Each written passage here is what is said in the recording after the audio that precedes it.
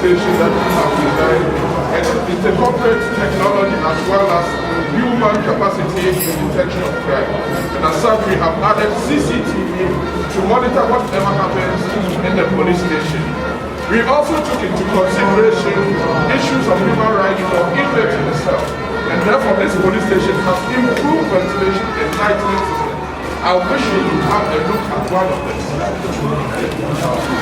them.